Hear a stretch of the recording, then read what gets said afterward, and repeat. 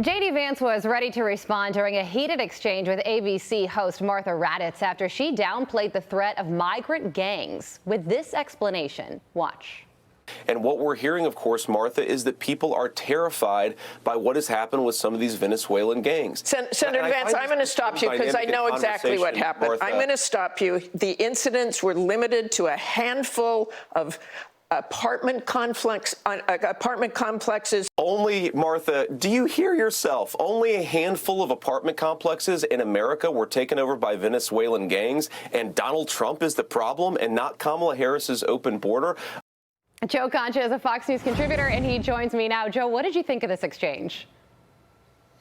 That would be, Carly, like hearing about a couple of years ago that only a handful of blocks in Seattle were taken over by Antifa, including a police station. Just a handful. I am certain, Carly, that if just a handful of violent gangs decide to take over Martha Raddatz's place of residence, she might not be okay with that. It's truly amazing, well, I guess kind of, given the network and their bias, that Martha Raddatz and her team didn't see how pathetic her line of questioning appears to just objective, common sense people. And J.D. Vance absolutely owned her on that answer. So congratulations, I guess, Martha Raddatz. You're now the story, and not in a good way. And trust me, if the handful of apartment complexes taken over by Venezuelan gangs had been near Central Park in Manhattan or a really nice place in Northern Virginia near Washington, D.C., where many of the media lives, that would be a lead story and suddenly a big cause of concern. But since it's Aurora, Colorado, a couple of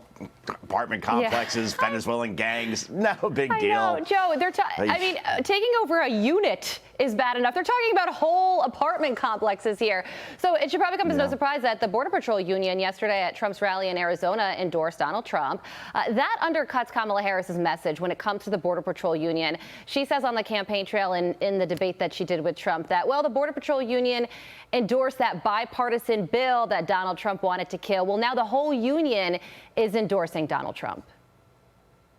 I'm so tired, Carly, of people calling it the bipartisan bill. It was a handful of senators on the Republican side that supported it, but it was never going to pass, and it didn't pass. And by the way, Donald Trump isn't in power, so how could he kill the bill exactly?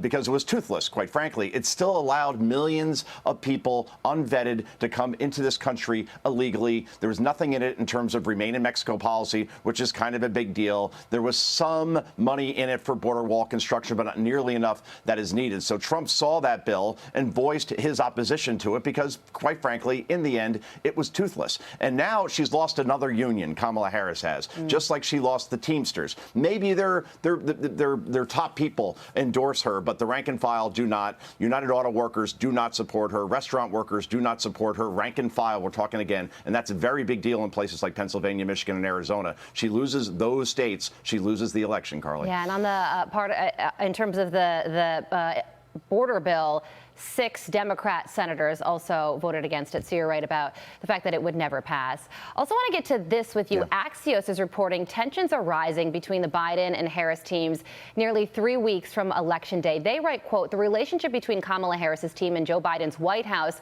has been increasingly fraught in the final weeks before Election Day. 10 people familiar with the situation tell Axios. Biden's team wants Harris to win the election, but many senior Biden aides remain wounded by the president being pushed out of his re-election bid and are still adjusting to being in a supporting role on the campaign trail. And Joe, tensions may continue to rise because NBC News is reporting that Kamala Harris is weighing where to put more distance between her and Joe Biden after she said that she wouldn't do anything differently over the past 4 years. She said that on The View, of course. So is she going to have to criticize an administration that she's been a part of? That's the tightrope, right? But it's like, hey, I'm going to do a lot of things different than I did while I was vice president when I signed off and broke more ties in the Senate in terms of putting things forward like the Inflation Reduction Act, which actually increased inflation. It's almost impossible for her to say, vote for me because we've done so many great things here, the Biden-Harris team, but then again, vote for me because I'm going to do things different than the same team that I was a part of. It hurts my hair just to kind of say this. And I think in the end, Carly, the tensions are rising because Democrats know know that Kamala Harris is losing right now and could even be on the precipice of a landslide loss. You saw one poll come out yesterday where Donald Trump is up nationally in an NBC News poll by 1 point. If he's even tied nationally, that means in the Electoral College, if you look at any model, he's winning all the key swing states of Pennsylvania, Michigan, Wisconsin, Arizona, Nevada, Georgia, North Carolina.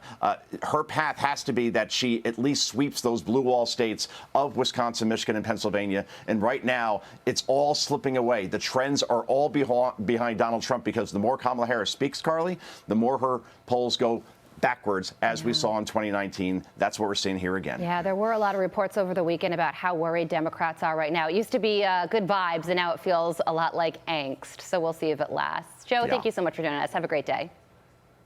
Good to see you, Shimkus. Take care. I'm Steve Ducey. I'm Brian Kilmeade. And I'm Ainsley Earhart. And click here to subscribe to the Fox News YouTube page to catch our hottest interviews and most compelling analysis.